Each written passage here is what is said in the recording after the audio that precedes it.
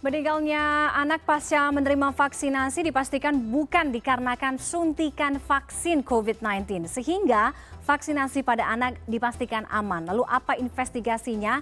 Apa efek samping atau KIPI yang perlu diwaspadai pasca vaksinasi? Bergabung Ketua Komnas Kejadian Ikutan Pasca Imunisasi atau Ketua Komnas KIPI, Dr. Hindra Irawan Sataris. Selamat malam, Dr. Hindra. Selamat malam, Tiffany. Baik. Dok, penjelasan dan investigasi Komnas KIPI sendiri terkait dugaan anak yang ada di Jombang dan Bone yang meninggal pasca vaksinasi ini sejauh ini bagaimana, Dok? Ya, jadi kami telah menerima laporan dari Komda KIPI yang telah melakukan investigasi bersama Dinas Kesehatan Kabupaten, melakukan audit sementara dan kemudian kita melakukan audit bersama. Jadi untuk menilai apakah ada keterkaitan antara vaksinasi dengan kejadian vaksinasi, kita yang pertama melihat konsepnya, kita melihat awitannya, kita melihat kapan disuntik, kapan gejala timbul.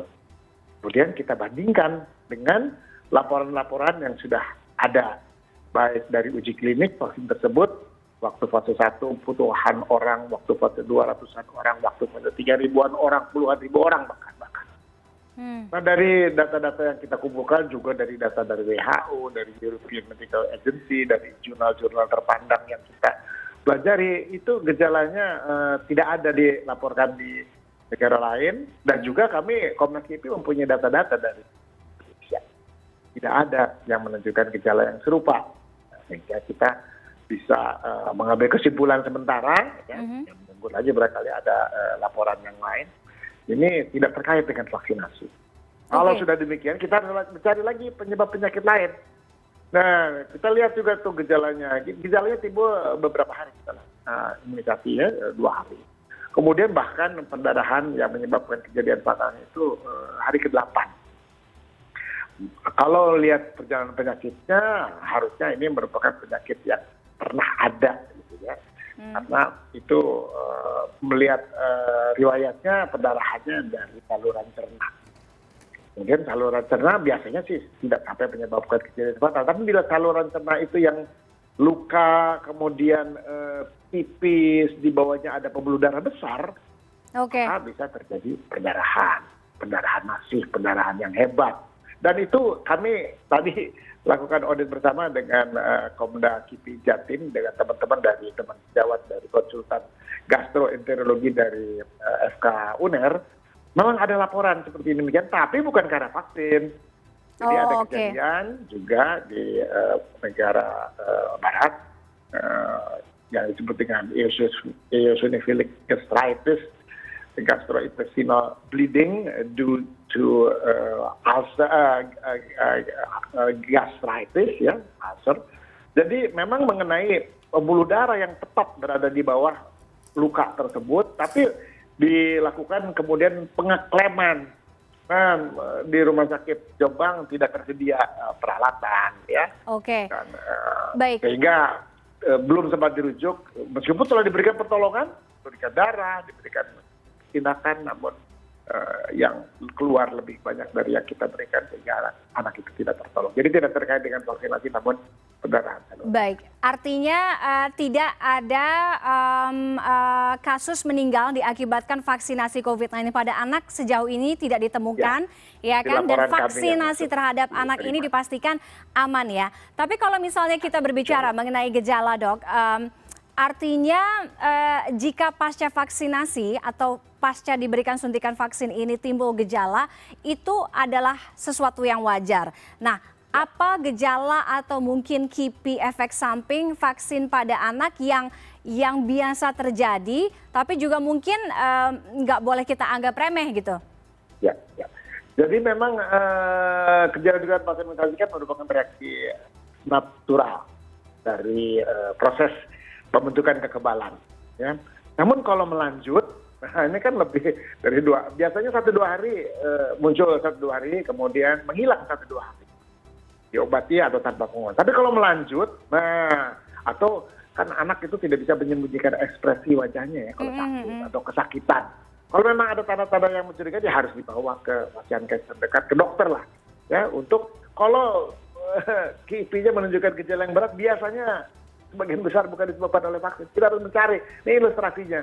Ya, ini ilustrasinya, kita harus cari, kita harus tangani segera, kita harus beri tindakan kadang atau memberi tindakan yang diperlukan dengan segera, dan memang bawalah segera ke dokter, ke Fasiankes ya, kalau perlu ya dirawat. Ini pun dirawat, diberikan pengobatan, namun ya kejadiannya memang sulit untuk dikendalikan, harus dilakukan rujukan ya ke Surabaya sebetulnya, itu yang terdekat dari sana. Jadi dokter telah memberikan upaya yang terbaik ya, namun karena yang perdarahan yang dialami sangat hebat, tidak terkejar ya oleh transfusi, sehingga belum sempat dirujuk setelah wafat. Baik dok, kalau di orang dewasa atau mungkin lansia, mereka-mereka yang memiliki penyakit bawaan atau komorbid kan memang harus menjalani screening ya kan, sebelum mendapatkan suntikan atau vaksinasi. Nah, bagaimana dengan anak? Mungkin ada beberapa orang tua yang memang mengetahui bahwa anak-anaknya ini mungkin mengidap atau mungkin ada penyakit penyerta, tapi tidak semuanya kan. Nah, ini bagaimana dok screeningnya terhadap anak? Ya, memang kita tahu ya, kebetulan sekarang kan kita baru selesai dari school from home ya, jadi orang tua mengamati terus anaknya dan mengetahui bagaimana tinggal sehari-harinya ya. Jadi sebetulnya kalau misalnya kalau sehari-hari ada perubahan, sebetulnya anak itu dalam keadaan sehat ya, jadi memang aman untuk divaksinasi. Namun kalau misalnya anak kita memang pernah ada kelainan, pernah dirawat, pernah ada tindakan, mungkin lebih baik konsultasi dulu ke dokter spesialis anak untuk memastikan dalam keadaan stabil, dalam keadaan terkendali sehingga aman untuk divaksinasi. Jadi sebetulnya tidak ada kontraindikasi mutlak, yang ada adalah menunda kalau memang diperlukan pengobatan dahulu, menenangkan dahulu, menstabilkan dahulu keadaan yang dialami oleh anak tersebut. Namun kalau memang tidak ada riwayat dan tidak ada tanda-tanda ya aman-aman ya, dapat diberikan. Jadi emang seperti yang anak ini juga kita nggak bisa ramal sebelumnya, kita nggak bisa duga, nggak ada pemeriksaan yang bisa menyatakan bahwa ada kelainan di saluran cerna. Memang tidak bisa, ini suatu hal yang sulit untuk ditentukan sebelumnya, didiagnosis sebelum kejadian terjadi. Ya, mau divaksinasi, mau nggak divaksinasi bisa saja terjadi. Berapa lama dok sebenarnya pembentukan kekebalan usai seseorang atau anak ini mendapatkan suntikan atau vaksinasi, sehingga tidak hanya aman di luar sana, orang tua juga penting pemahaman bahwa nggak ujuk-ujuk setelah mendapatkan suntikan vaksin lantas bisa membawa anaknya liburan gitu kan, dan juga bisa pentingnya pemahaman betul Pfizer dan Sinovac itu aman.